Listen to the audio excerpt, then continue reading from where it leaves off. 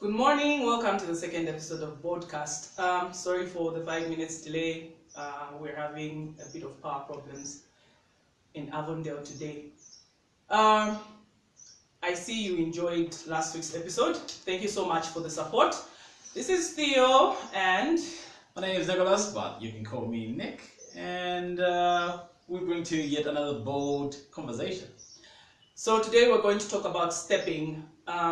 Which basically is stepping in as a parent or as a guardian for dependents, stepchildren, ifitekwa, as we like to call them. So these could be orphans, these could be your sister's kids, this could be your brother's kids, these are kids that you just pick from the street, but basically you're stepping in as their guardian. So we're going to view this from a dependence point of view, and I'll share my views about stepping and how I feel about it.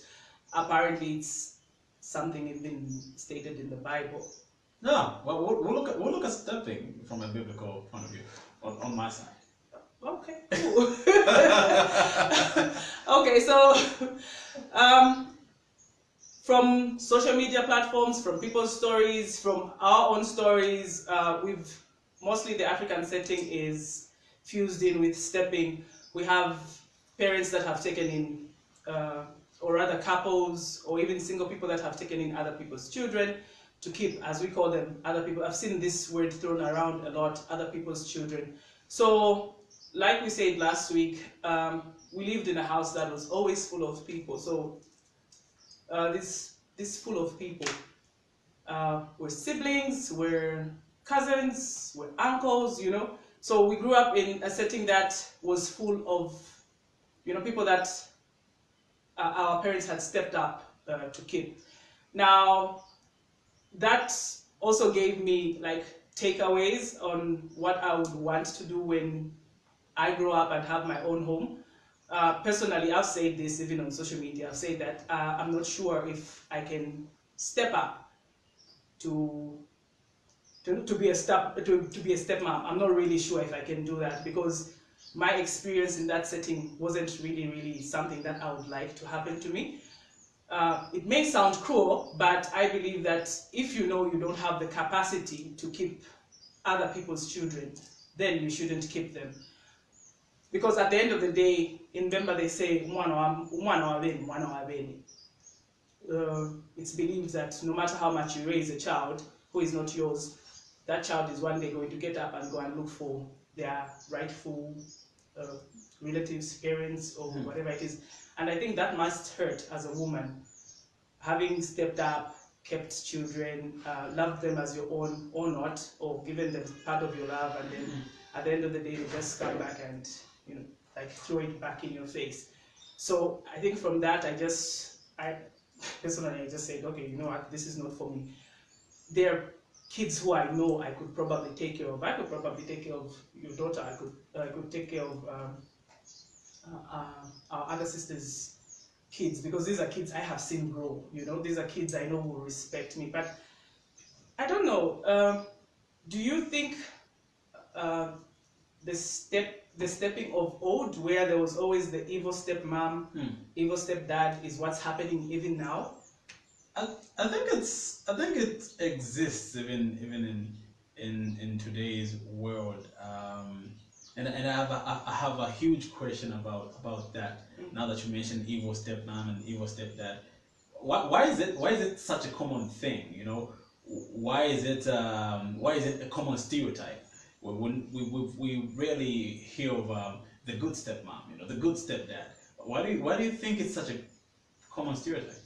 I'm not sure. So growing up, this was a word thrown around, stepmom, and with the stepmom came, the stepmom needs or has to be evil. The stepmom will never take care of another person's kids as her own.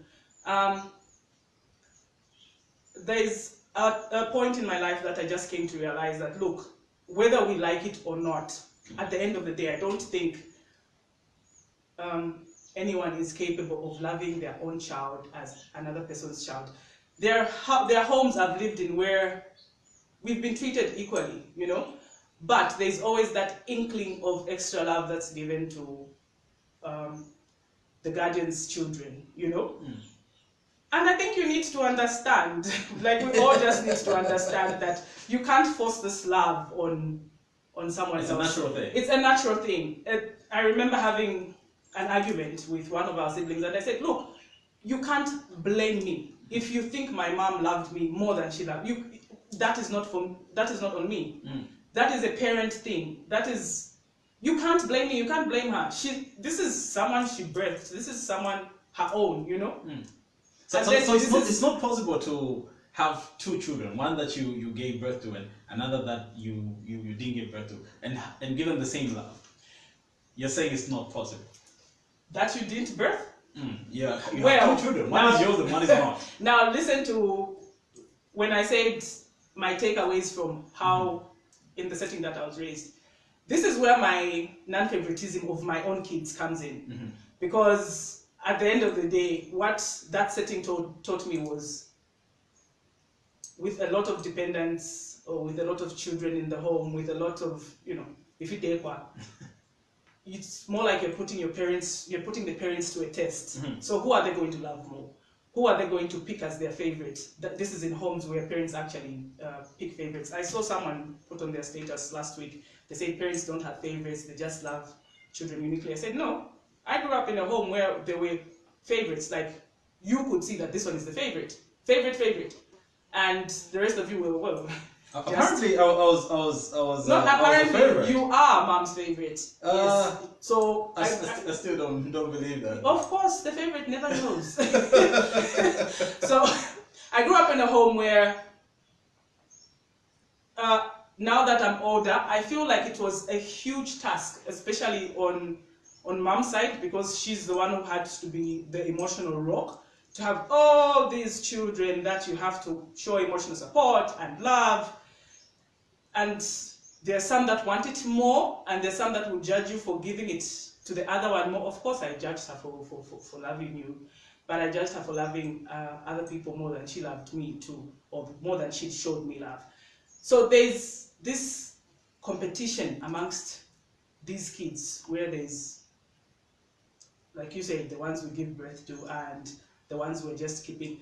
I feel that it breeds some sort of competing ground amongst the kids, and I would rather just not have that setting unless these are kids that have just grown up with that I'm raising from, and they know that there's no, I will not show them favoritism, because that's something that I carried up. I carried away. I said, you know what, when I grow up and I have my own kids or I have my own home, I'm not going to pick any favorites, because that thing I saw where sometimes you feel, okay, my this parent loves this one more than they love me, and I think they should be loving me more. So what's going on, I think I agree that favoritism will always be there. I did say that I'll be diving into the Bible here and there.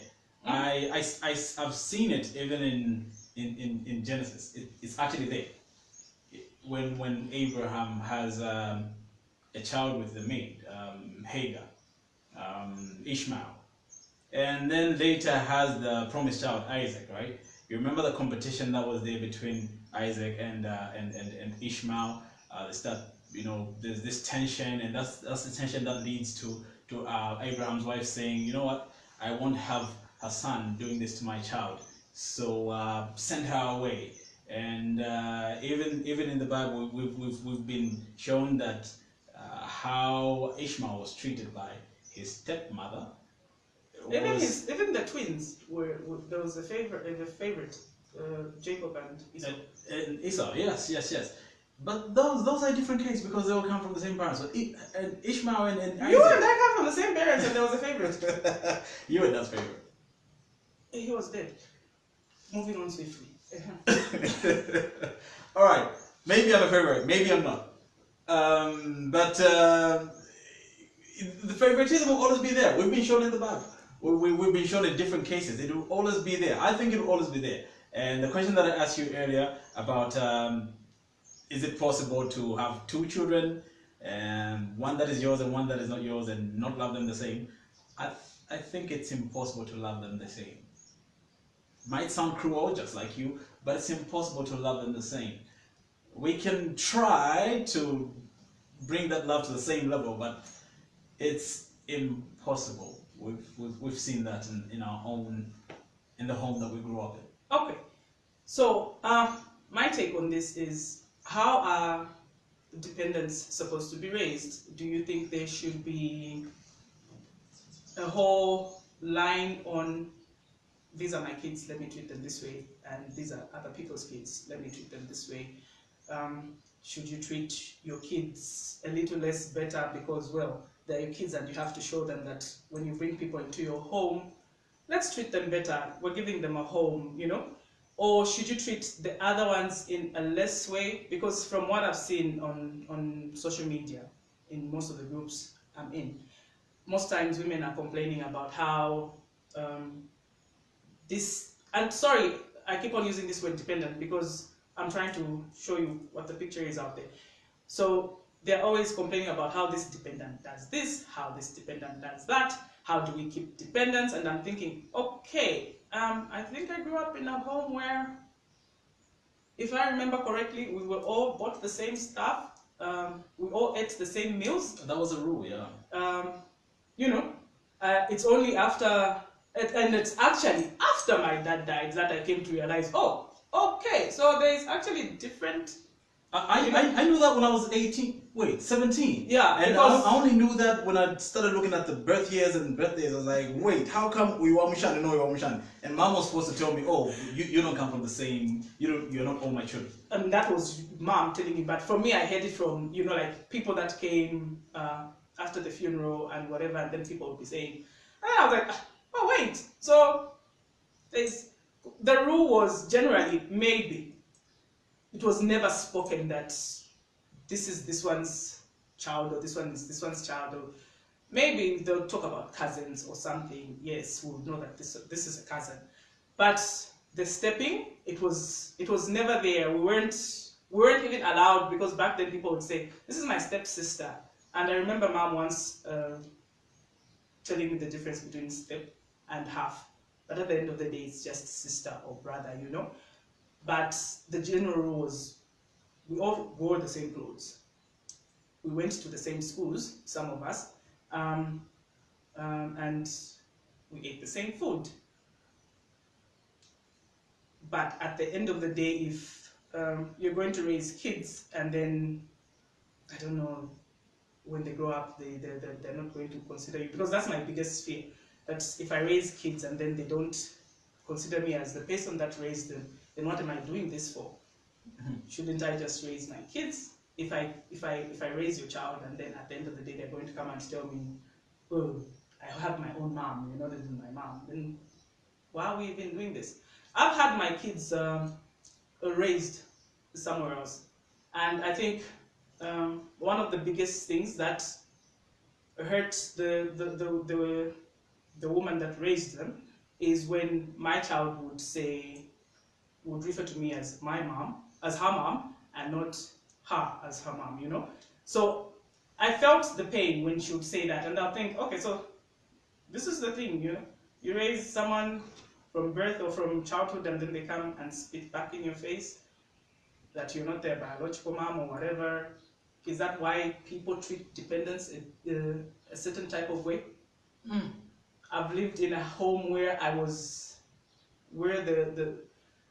the precious lady that took me in did not treat me any differently. Well, of course I knew, but back then aunts were like your mom, you know? So I've lived in a home where she treated me very, very well. I carried the same lunch as her kids to school and whatever. The only time I decided I wanted to go back home was when another relative came into the setup and showed me that this is not your home. Showed me that ulesungwa, ulichitekwa, temwe muno wisama nokusama. Like, you know, back then you would sit on the couch. In some homes, in most homes, you'd sit on the floor, right? So this was a home where we could sit on the couch, and then this person comes into this setting and tells me I need to sit on the floor because, well, this is not home. Like, all the time she would try to remind me, this is not your home. This is not your home. And I said, you know what? If this is the stuff that happens when you're being raised by somebody else, why don't you just go back home? And if you have to, sorry, I use a lot of Bemba. So is this why people are scared to keep their dependents in a proper setting, in a nice way, lovingly?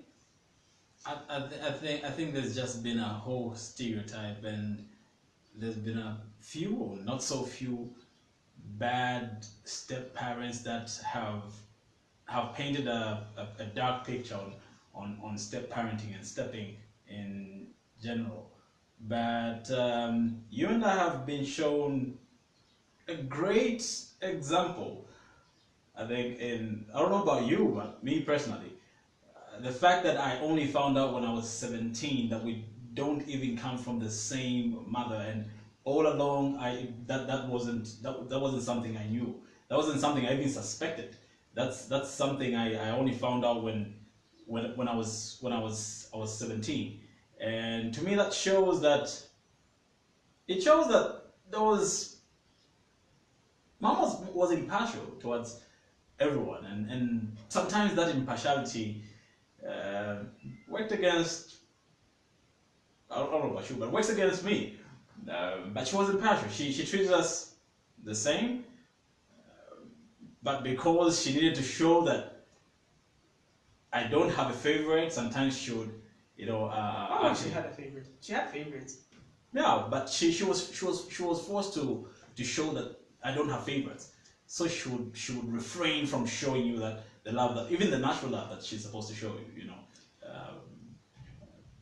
I think my interpretation from that was, she tried so hard to show, like, not, as you're saying, not to show favoritism, right? Mm-hmm. But at the end of the day, I think it begins to hurt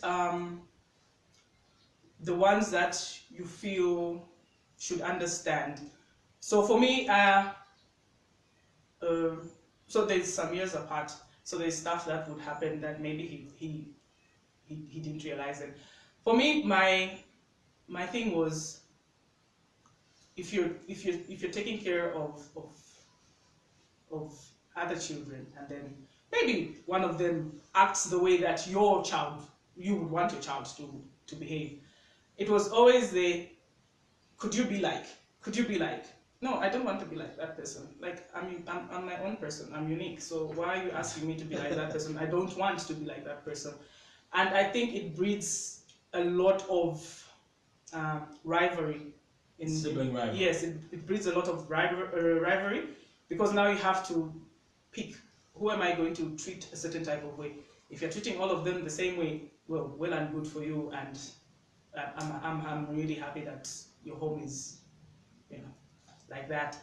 But in most homes, you find that there are instances when the child that you're keeping, who is not your child, acts in a way that you would want as a parent. I've always been unorthodox, like since childhood. I've just been my own person, my own way of thinking. I do not want to think like everyone else, like I refuse.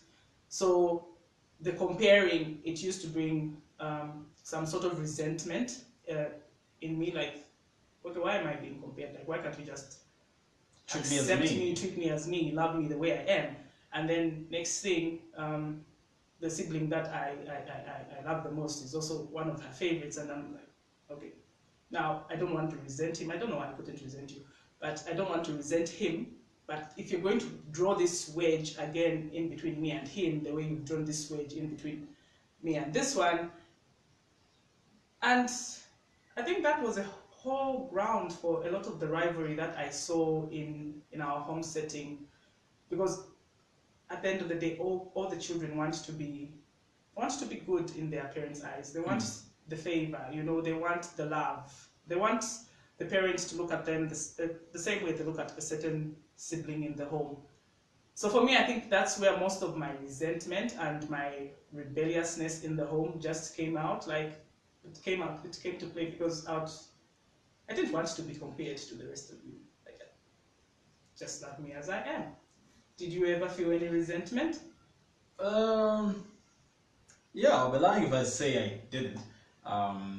I did, but that was later in life when I became the black sheep temporarily before you took back that mantle, and Thank you. I wear it proudly. yeah, those statements being compared to be more like this. I have a letter that that mom wrote me. You still have that letter? I still have it. It's yeah. I want to laminate it, but yes, it's a good letter. All the way, it's good all the way to like half of it is good, but the other half is being compared to siblings. They mentioned in that letter, there's this one and that one and that one, and they're all fighting hard and this and this. So now you're made to feel like, oh, so I'm the one that's not serious with my life here. I'm the one that's not making the right decisions, and these ones that I mentioned are the ones that are making the right decisions, and so you start to feel, instead of being inspired, I'm sure her main reason for doing that was to, I don't know, inspire motivate me, but then it left me with the opposite feeling. I start looking at these people like, oh, so I'm the bad version of you. I'm the bad one here, and so I started feeling some resentment towards the people that were mentioned in that letter. But speaking of the uniqueness that you're talking about, treating you as you, Tinky Majoni here is commenting and says, my mom has taught me a lot. She always reminds us, and my siblings that she cannot treat us the same because we are different and unique in our own ways. She can't love us the same, but all in all, she says she loves us.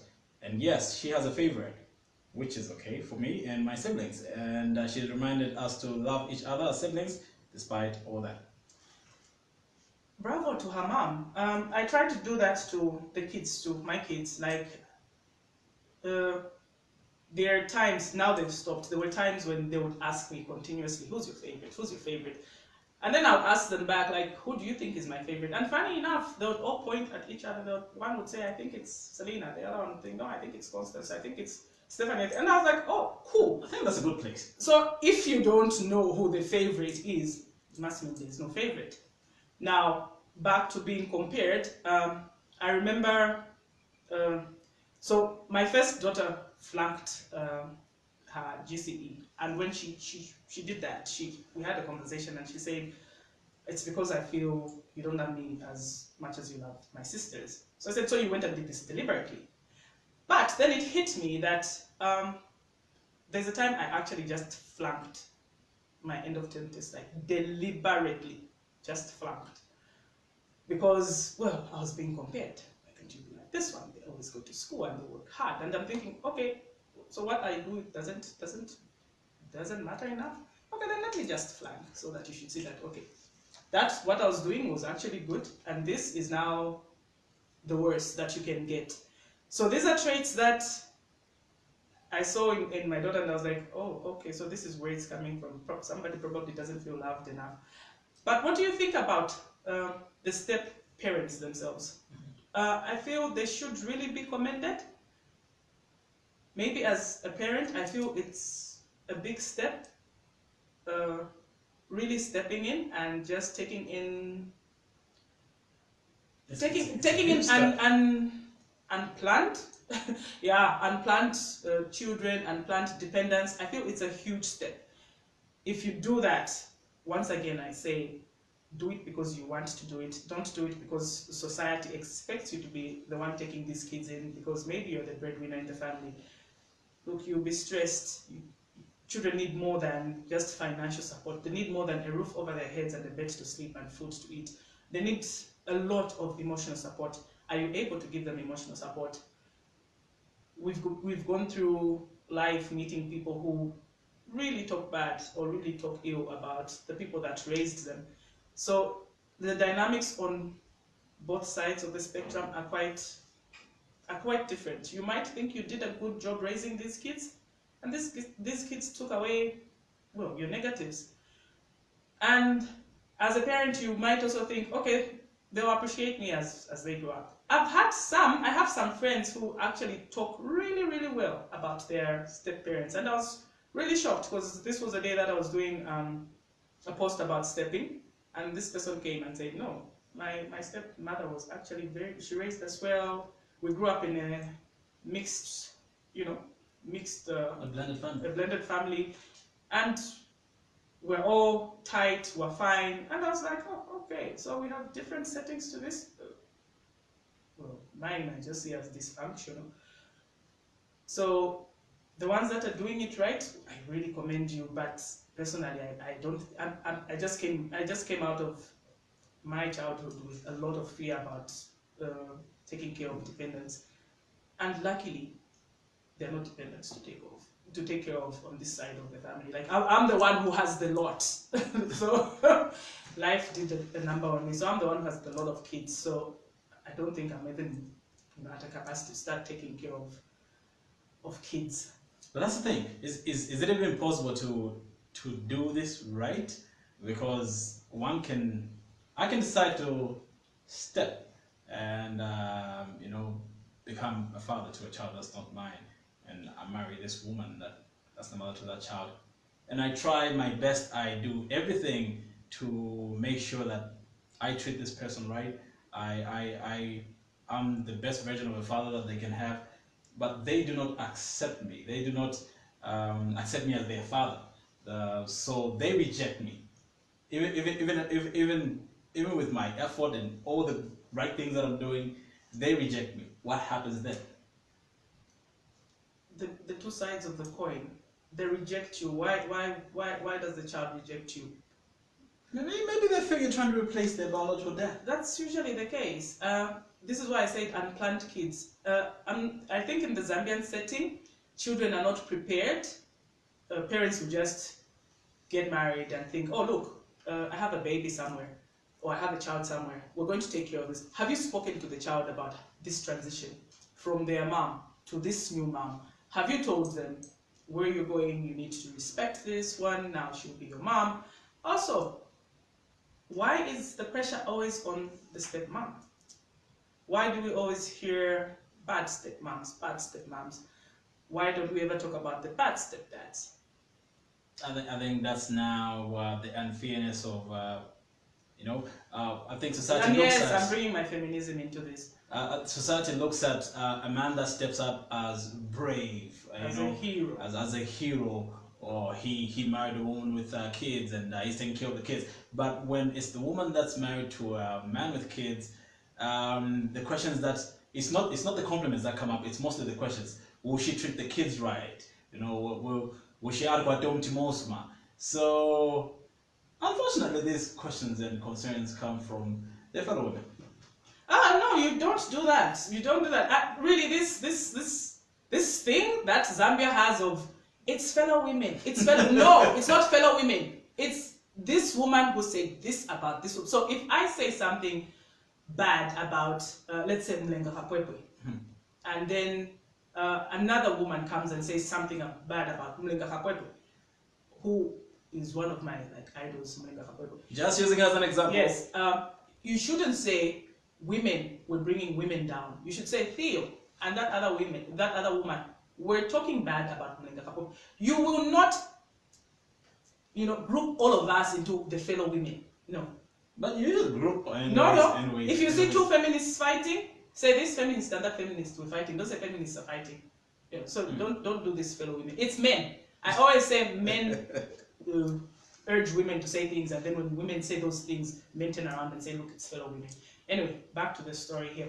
Back to the matter. When we talk about bad stepdads or whatever we're going to call them, I've seen instances where part of our family grew up and decided they wanted to look for their biological dads. And in my head, at that moment as a child, I thought, okay, that's ungrateful. Like, this person raised you. Why are you going to get up and go and look for your biological parents? So like I said, most of us, went to the same schools, ate the same food.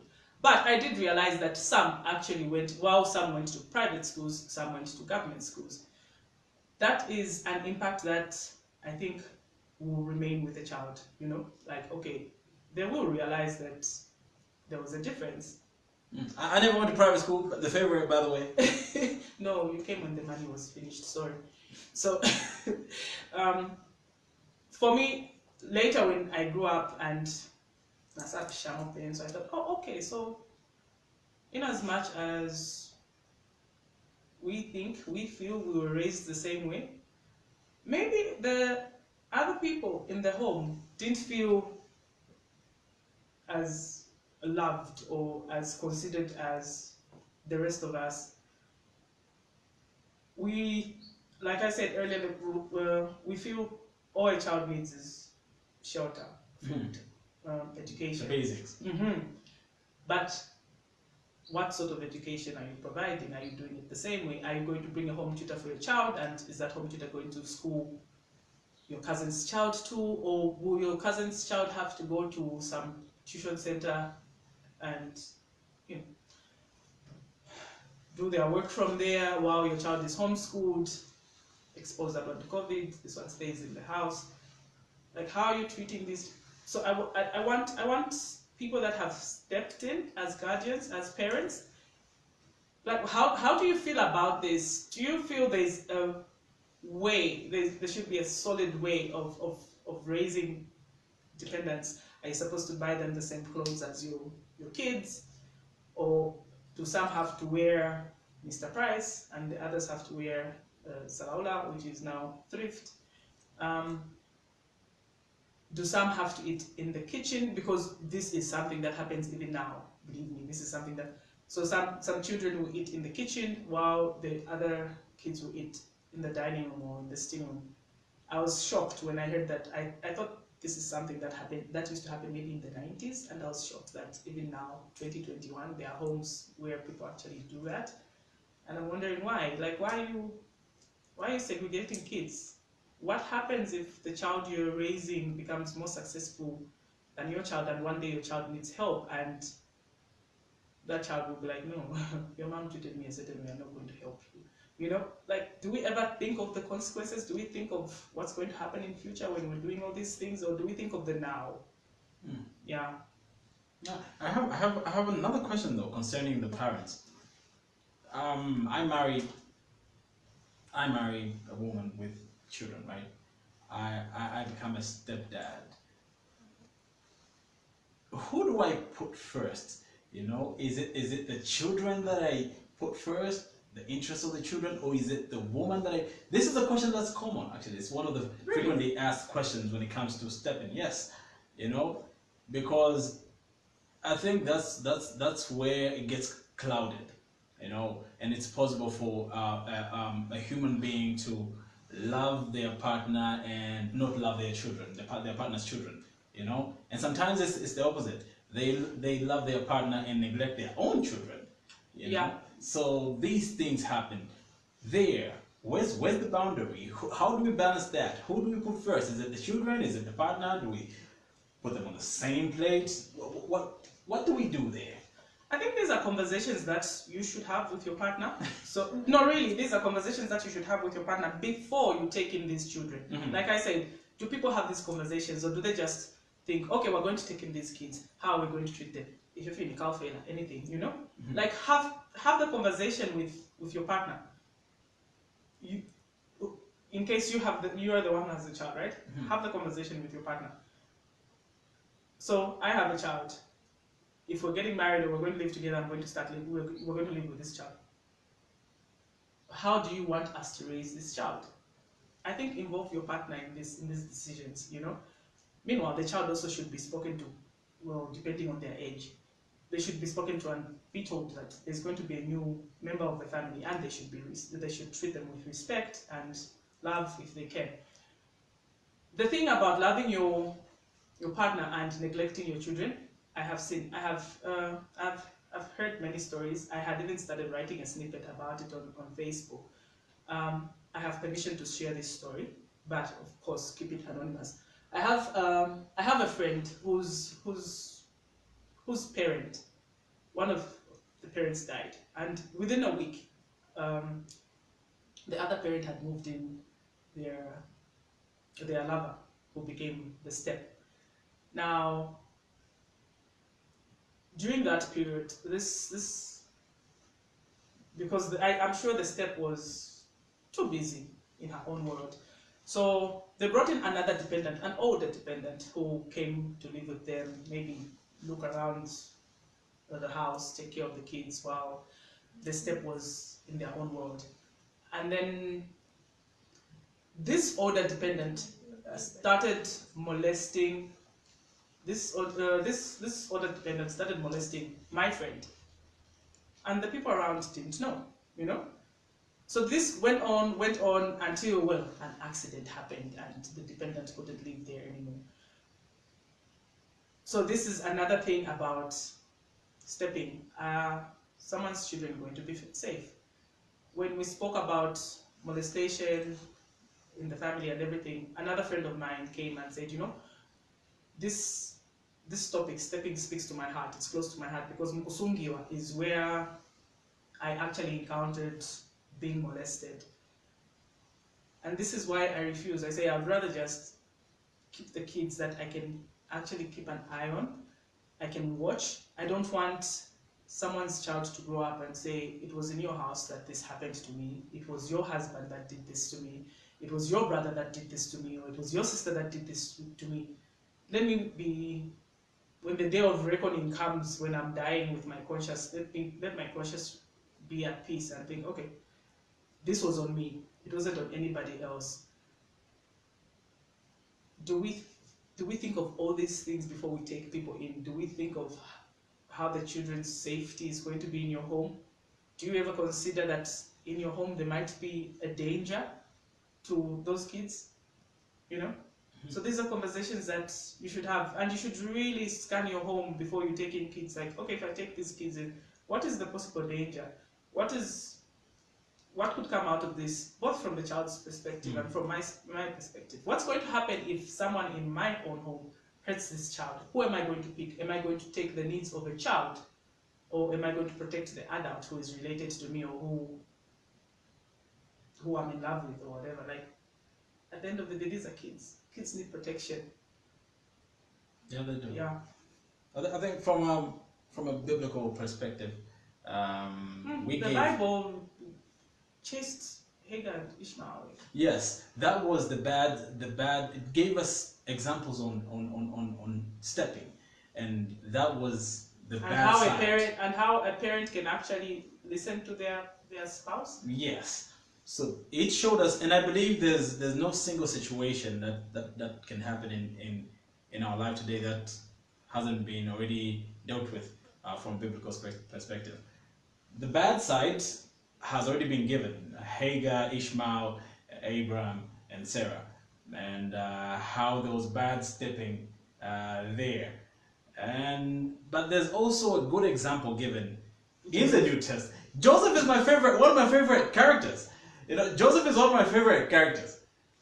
Joseph is one of my favorite characters. That was the best example of stepping that was given in the entire Bible. And okay. I love the fact that there's a human side to him in the whole story, where he even goes, when he's alone, he's even thinking of, you know what, I shouldn't go through this because of what people will think of me, because of all the criticism I'll receive, so maybe I shouldn't go through with it. But then he goes ahead, he steps up, right?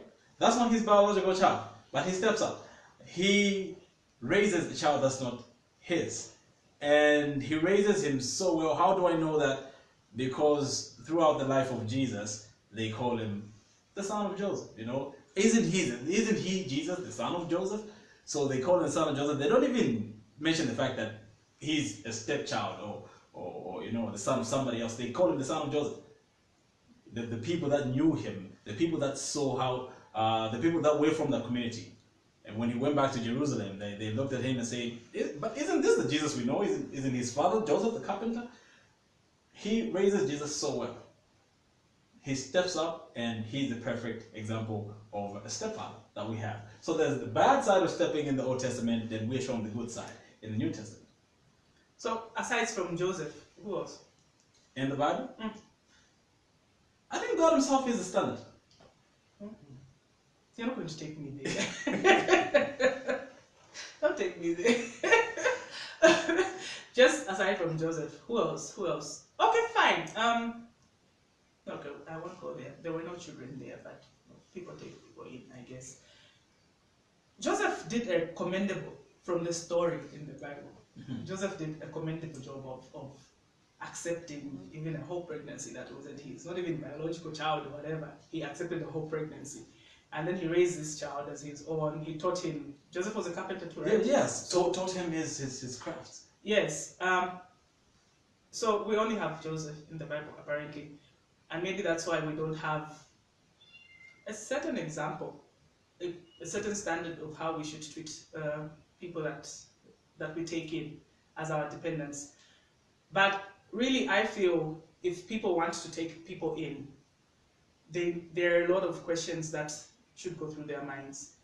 Don't just take people in because, well, maybe orphans, yes. But if you're going to take in an orphan and mistreat them, then I'd rather they just go and suffer somewhere else, really, instead of bringing them to a home in Kablonga when they could have stayed with relatives in Mississippi. And even though they would have eaten one meal there and been happy, I'd rather you just leave them that side. Because children should be really treated a certain way. And you also should know why you're keeping those children. At the end of the day, I do not want to hear, after I kept this person, after I raised this person, after everything I did for them, do not keep people and come back and throw that in their faces. Do it out of the goodness of your heart. The money that you're spending on their education, make sure it's money that you will not miss. Don't raise people and come back and say, I did such and such for this person. I did a lot. They had no option. You took them in, you know? So why are you going to come and say it like that now? Or maybe you offered to take them in. They could have gone and suffered somewhere. You could have let them be. Don't hold this against people. Don't. One thing that I really commend Mom for is she has never said after everything I did. It's actually my perspective. I'm like, okay, so this is what happens. This is what cuts after. Oh, okay. I'm not doing this, you know? She's never spoken of it. Yeah, she's never done that. Because I really feel for her it was a decision she made, you know, and it was okay for her to. And I really commend her. I wish I could have like half of that thing that she has, where I have major respect for Mom on that. Yes, like I always tell her, I always say I wish I could be half of this, but okay, no, I really don't wish. But yeah, you know what I mean. She's never said that, but I have people even to this day that I've heard say after, why did you do it? So don't keep people's children and start saying after everything I did. Just keep your own children, or keep yourself, keep your brothers, keep your sisters. Don't keep other people that you will need to grovel for you 20 years from now, 10 years from now, because you injected part of your finances into their lives. Like that's really not fair. Be like Joseph. All right, we have to go, but parting words. If I've heard you correctly, and my takeaways from this conversation is don't give dependents, a parenting that they'll need to heal from, in future. And we've seen. I think we can attribute half of the brokenness in the world to bad parenting. And if my biggest takeaway from this is don't give children a parenting that they'll need to heal from. If you're going to take care of someone, let it be upon your heart. Let it come genuinely from your heart. Do not do it because you feel society expects you to do so. Don't do it because you feel your family, looks at you a certain way and looks at you as the one that should do this. Do it because you feel you need to do it. Do it because it's coming from a place of love. It's coming from a very sober place. Otherwise, frustration, and that frustration will cause you to start treating the people you're keeping, with badly. And it's true, eh? Most people we meet are broken from stuff that happened in their homes, bad parenting, bad relationships with their siblings, and and the world really needs to heal. So anyway, thank you for watching. Next week, what are we talking about? If you want to find out what we're talking about next week, you have to keep your eyes glued to this page. But before we go, let's look at some comments. This one here just made me laugh. Eddie Edna says, "Be like Joseph," quote unquote. And thank you, Majoni. Thank you for that comment. We read it earlier. And Chichi says, "Watching from Dola." Thank you. Margaret Mags Mwanza. Hey, shout out to you. And fist bump emoji there. Fides Ezekiel Sakala. 5 heart emojis. Amandla. Are you going to do the emojis too? You're going to read the emojis too? Yeah. Amanda Mafase says morning. And Sheila Stewart says good morning. Abakofiano. I'm guessing that's you. And Kateve Chola Choko says good morning, my favorite duo. Mildred says morning, guys. Alright. So thank you so much.